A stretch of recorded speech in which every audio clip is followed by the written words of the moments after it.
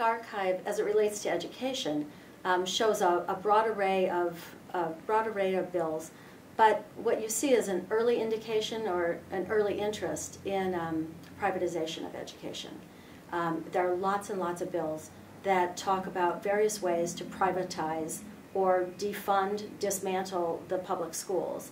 You have bills that are about charter schools, vouchers, tuition tax credits, deductions, those kind of things that actually all put together really are just a push to privatize education.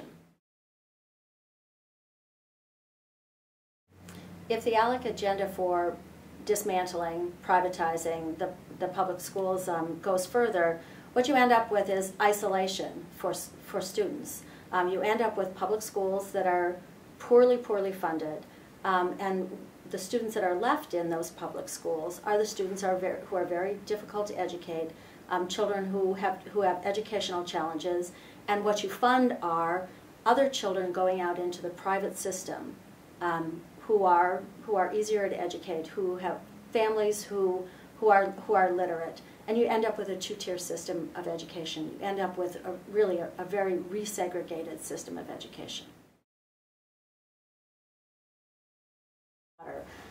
They're looking at really introducing market factors, as they say, into the teacher compensation and teacher certification, which is pay for performance and really a watering down of any kind of certification programs for teachers.